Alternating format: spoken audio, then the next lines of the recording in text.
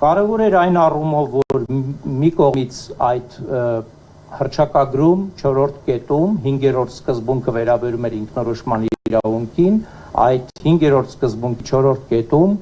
մատնանշվում էին այն ձևերը, որոնցով կարող է իրականացվել ինքնորոշումը։ 4-րդ կետը ասում էր, որ ինքնիշխան եւ անկախ պետության ստեղծումը,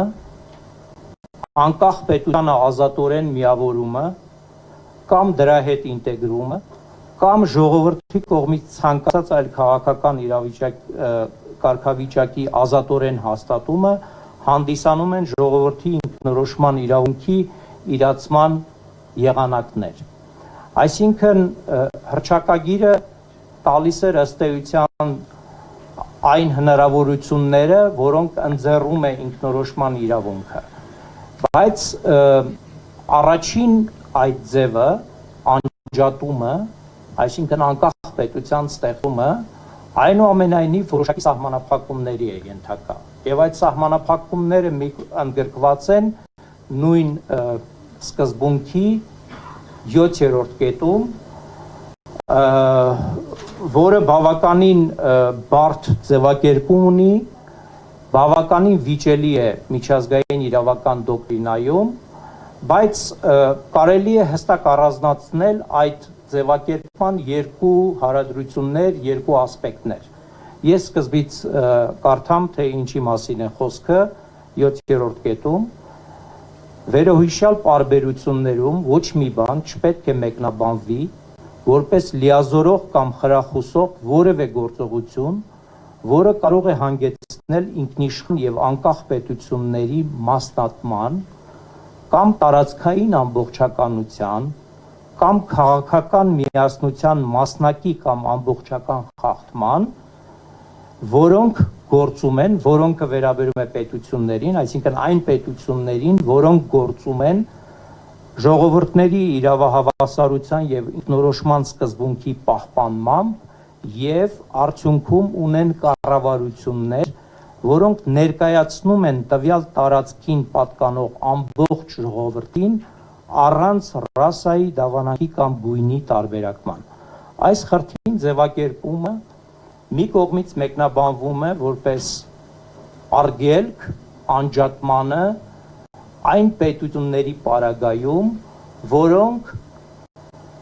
իրենց կազմում գտնվող ազգություններին, ազգերին ներկայացնում են ամբողջապես առանց խտրականության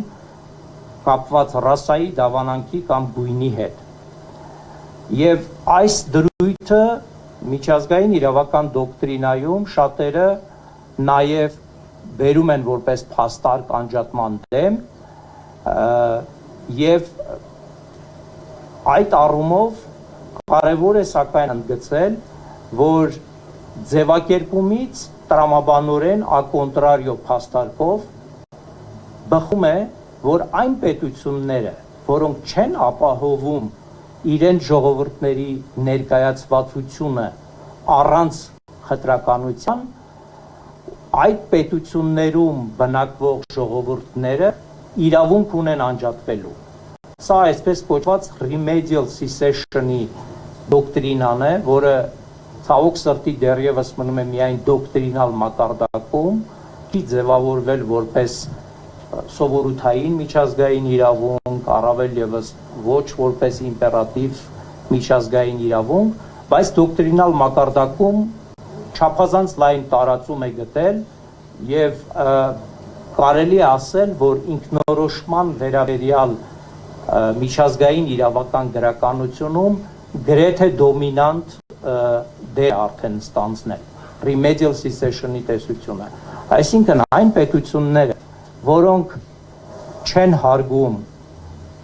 իրենց պետությունում բնակվող ոչ տիտուլար ազգի ազգությունների իրավունքները, չեն ներկայացնում այդ ժողովրդին, խտրականություն են իրականացնում իրենց նկատմամբ եւ դա իրավական հիմք է, միջազգային իրավական հիմք է այդ ժողովուրդների համար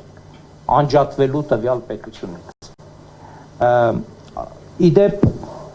դոկտրինայի հակառակորդները մատնանշում էին այն հանգամանքը, որ 1970 թվականի հռչակագիրը ընդգծում էր խտրականությունը կապված ռասայի դավանանքի կամ գույնի հետ եւ փորձում էին դա ներկայացնել որպես մի դրույթ, որը վերաբերում է միայն ապագաղութացման process-ին, որովհետեւ ապագաղութացման process-ի ընթացքում էր, որ առաջին հերթին խախտվում էր ուրեմն իրավահավասարությունը կապված ռասայի դավանանքի կամ գույնի հետ։ Սակայն կարևոր է մատնանշել, որ հետագայում այս դրույթը իր զարգացումը ստացավ այն առումով, որ այլևս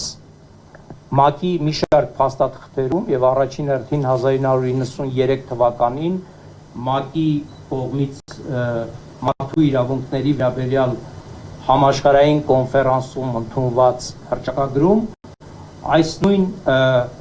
այն ինչ որ ես կարդացի 7-րդ կետում ձևակերպումը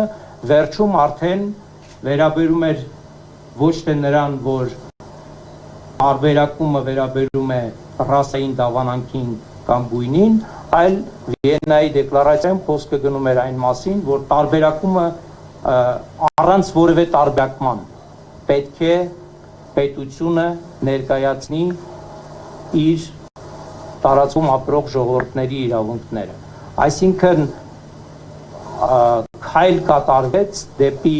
ապագաղութացման process-ից դեպի ավելի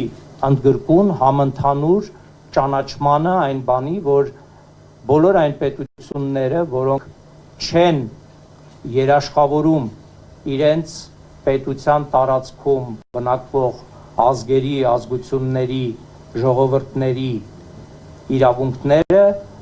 դրանով իրենք խախտում են ինքնորոշման իրավունքը եւ դրանով առաջանում է ըստ remedial cessation-ի դոկտրինայի նաեւ իրավունք, միջազգային իրավական առումով ճանաչված իրավունք այդ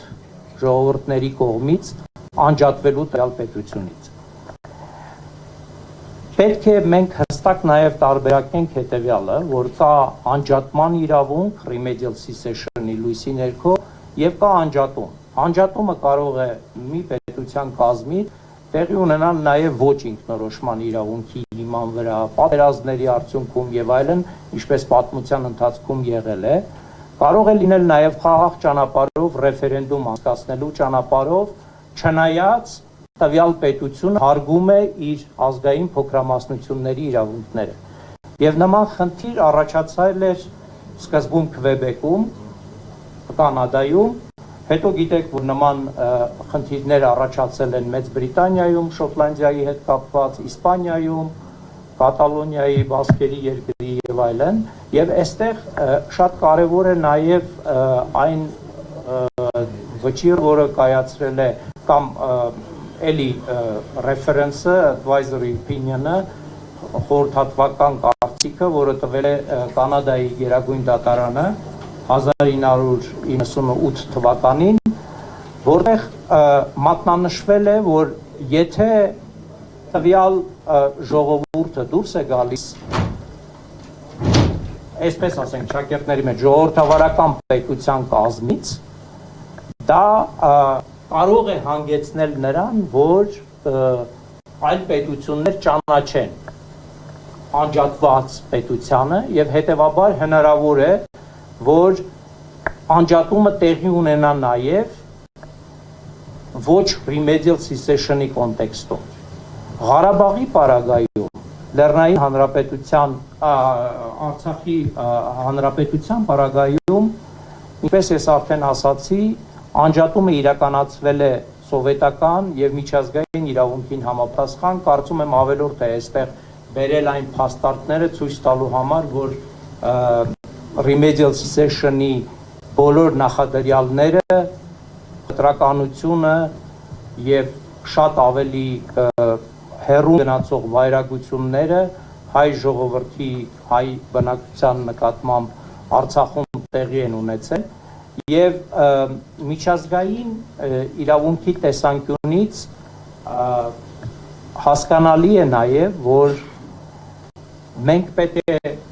մի կողմից ձգտելով ցույց տալ այդ փաստերը, մյուս կողմից հիմնական ուշադրությունը դարձնենք այն հանգամանքի վրա, որ Արցախը արդեն իսկ անջատվել է 30 տարի առաջ, եւ Արցախը ունի պաշտպանության իրավունք միջազգային իրավունքի տեսանկյունից, այսինքն Արցախը որպես պետություն գտնվում է միջազգային իրավունքի պաշտպանության տակ։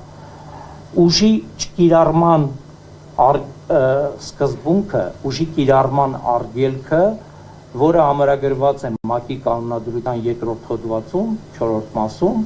տարածվում է նաև չճանաչված պետությունների վրա։ Եվ այստեղ շատ կարևոր է մատնանշել 1973 թվականի ՄԱԿ-ի գլխավոր ասամբլեայի կողմից ընդունված ագրեսիայի բնորոշման այդ փաստաթուղթը, որտեղ առաջին հոդվածին գծված է մի բացատրական նոտ, explanatory note, որտեղ ասվում է, որ պետության տակ հասկացվում է նաև պետությունը, որը ճանաչված չէ, եւ պետության տակ հասկացվում են նաև այն պետությունները, որոնք որ ՄԱԿ-ի անդամներ չեն հանդիսանում։ Եվ այս տեսանկյունից շատ կարևոր է, որ ուժի չկիրառման արգելքը միջազգային սովորութային իրավունք է եւ մյուս կողմից նաեւ պայմանագրային իրավունք է Հայաստանի Հանրապետության, Արցախի ու Ադրբեջանի Հանրապետության միջեւ։ 1994-95 թվականներին կնքված զինադադարի համաձայնագրերը, դրանք 3-ն էին, ուղղակիորեն նախատեսում են, որ դրանք անժամկետ են եւ արգելում են այդ իմաստով միջազգային իրավունքի տեսանկյունից, որպիսի Ադրբեջանը ուժ կիրառի ինչպես Արցախի Հանրապետության, այնպես էլ Հայաստանի Հանրապետության նկատմամբ։ Այն ինչ որ տեղի ունեցավ անցյալ տարի սեպտեմբեր, հոկտեմբեր, նոյեմբեր ամիսներին, միջազգային իրավունքի տեսանկյունից հանդիսանում էր ագրեսիա Արցախի նկատմամբ եւ Հայաստանի Հանրապետության արտաքին քաղաքականության առանցքային հիմնական խնդիրը իմ կարծիքով հիմա պետք է լինի, որպիսի միջազգային ակցիաներում, Մինսկի խմբի ձևաչափով, այլ ձևաչափերում մենք կարողանանք այդ արգումենտացիան առաջ տանել եւ փորձել հասնել այն նպատակին, որ Արցախի Հանրապետությունում մեր հրած կորուստները գոնե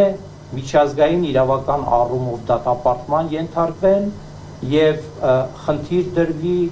դեօկուպացնելու այդ տարածքները։ Շնորհակալություն։